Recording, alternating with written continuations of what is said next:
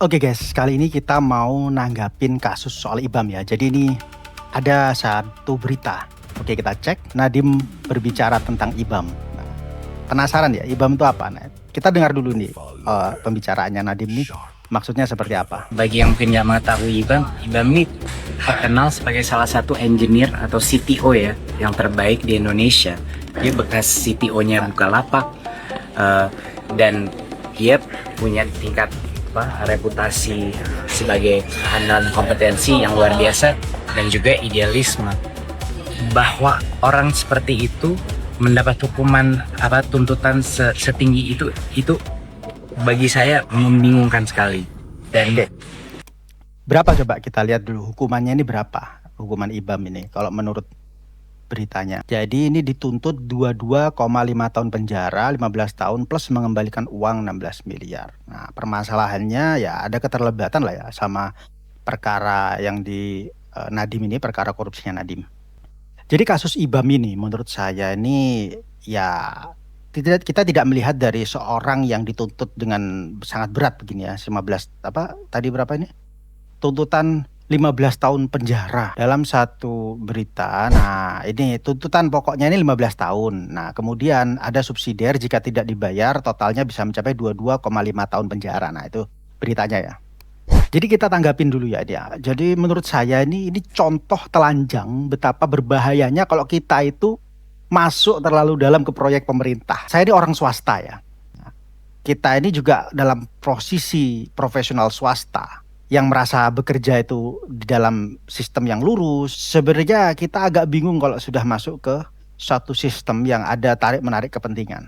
Nah, di kasusnya IBAM ini kan IBAM kan dikaitkan dengan perkara pengadaan Chromebook di Kemendikbudristek ini di eranya Nadiem Makarim, yang dia sekarang dituntut 15 tahun penjara, yang kalau seandainya ada subsidiar berupa denda ya, uang pengganti itu tidak dibayarkan akan ditambah jadi totalnya 22 tahun setengah gitu. Dan di sini ada pembelaan dari Nadiem Makarim yang terang-terangan ya, kita dengar tadi beritanya, itu menyebut IBAM sebagai profesional, muda, idealis. Nah, pernah menolak tawaran Facebook di Inggris itu dengan gaji 2-3 kali lebih tinggi yang ada di Indonesia. Dia memilih mengabdi di Indonesia. Dan IBAM menurut Nadiem itu tidak punya kewenangan mengambil keputusan dan tidak menerima aliran dana. Nah, di sini letak masalahnya. Ketika di negeri ini, negara Indonesia ini, kita masuk ke lingkaran proyek negara, itu kadang-kadang kita bukan bicara lagi tentang kompetensi, tapi siapa yang paling siap menanggung kekacauan administrasi, kekacauan ada konflik kepentingan, resiko pidana, jadi gitu. Dan sudut pandang saya sebagai orang swasta, ini pelajaran yang bisa kita ambil ya, untuk kita semua sudahlah. Berurusan dengan pemerintah itu resikonya tinggi, khususnya dalam bisnis. Jauhi. Saya punya seorang mentor ya, seorang mentor yang saya hormati. Nah, dalam bisnis, satu saran yang akan saya terus pegang itu apa? Jangan pernah mengikuti proyek pemerintah. Karena gini, satu, birokrasinya ribet. Selain ribet, kadang proses lambat, uang masuk lambat, persaingannya sangat ketat, pemainnya banyak, kepentingannya tuh sangat bertumpuk. Kamu bisa tidak dibayar mungkin sekian lama, ya kan? Marginnya pun akan habis. Kenapa? Karena akan dipotong sana sini. Kadang nggak ngotak ya ke permintaannya proyek dari pemerintah itu. Tapi dia mau minta harga semurah-murahnya gitu. Nah, ini berbahayanya kamu ikut proyek pemerintah. Sekalinya proyek itu jalan, selalu ada jejak administratif ya. Dari entah itu keputusan apapun itu yang pasti ada celah. Dan suatu saat itu bisa dibuka lagi dan dipersoalkan dari sudut hukum. Jadi jangan naif ya kalian ini ya.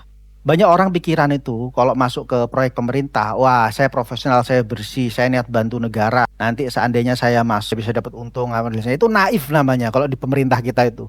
Sistemnya itu tidak bekerja dengan logika yang sama. Ketika kita masuk, kita harus siap amplop. Kalau enggak kalian nggak akan kepilih gitu loh.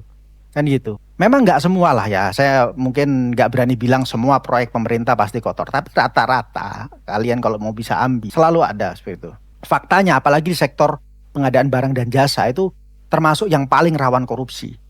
Dan KPK sendiri itu menyebut pengadaan itu sebagai sektor paling rentan. Ini dalam temuan SPI 2024. Dan KPK juga menyampaikan bahwa 25% perkara korupsi yang mereka tangani itu berkaitan dengan pengadaan barang dan jasa. Nah, beritanya dari mana coba? KPK ungkap 25% kasus korupsi berkaitan dengan pengadaan barang dan jasa. Ya. Jadi sebenarnya permasalahan korupsi di pemerintahan ini bukan permasalahan insidental ya. Saya kira ini struktural. Sebenarnya hampir dari semua aspek itu ada gitu. Jadi saran saya ya, orang bisnis dan profesional sebaiknya jangan sembarangan masuk proyek pemerintah kalau kalian belum siap menghadapi resiko politik, birokrasi, resiko hukum, dijerat, dipermasalahkan, kemudian juga diaudit begitu. Dan sebaliknya politikus, menurut saya juga ini di politikus juga ya, saya mau kritisi. Politikus jangan bermain setengah-setengah kalau mau jadi politikus. Kan sekarang banyak nih proyek MBG yang ditangani sama para politikus ya. Nah, ini berbahaya menurut saya. Makanya banyak kasus-kasus seperti keracunan apa dan lain sebagainya itu karena banyak kan bukan seorang yang ahli atau profesional di sana itu yang menyelenggarakannya, berbisnis.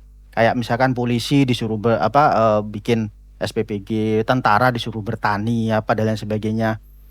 Itu menurut saya itu sudah jauh ya. Artinya kalau menurut saya khususnya politikus, saya bicara politikus ya. Seorang politikus atau pegawai negeri atau ASN atau terserah lah ya. Itu profesional saja ke pekerjaannya. Full pelayanan publik ya.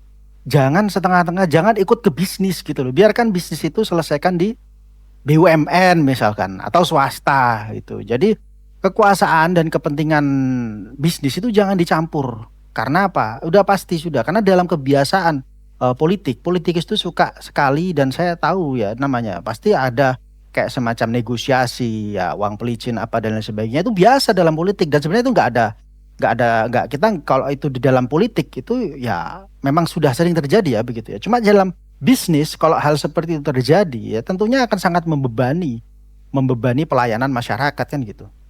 Dan ini saran saya juga itu intinya ya kesimpulannya.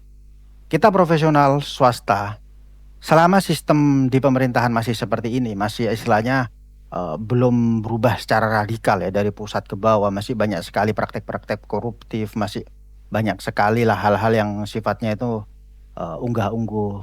Ya sebaiknya dalam artian begini, di luar norma gitu. Di luar norma ini yang berbahaya. Makanya saya tuh sering kali, saya sebagai pengacara, yang saya dapat banggakan diri saya bahwa saya tidak pernah meminta fasilitas pribadi kepada siapapun, saya tidak pernah membayar atau menyuap kepada siapapun, petugas siapapun. Samakan saya seperti warga negara lainnya. Ya, dengan begitu saya pun kalau ada masalah dengan seseorang, ya tentunya saya berhak untuk melaporkan, saya berhak untuk mengadukan. Saya tidak punya beban moral kepada mereka. Saya tidak punya beban sungkan kepada orang-orang di pejabat. Jadi begitu. Jangan dibiasakan memberikan tips, uang, memberikan hadiah kepada pejabat. Itu saran saya sih ya. Dan dalam hal ini juga sebagai profesional dan swasta, kita profesional saja gitu. Saya lebih suka aliran seperti itu. Kita profesional saja, kita ikut swasta dan sebaiknya jauhi pemerintah. Pemerintah misalkan kita ikuti aja aturannya pemerintah, pajak kita bayar pajak, izin kita urus izin, ya kan? Kita ikut saja.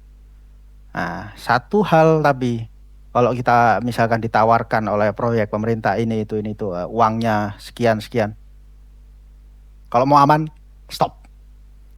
Sekian dulu ya saran dari saya. Assalamualaikum warahmatullahi wabarakatuh.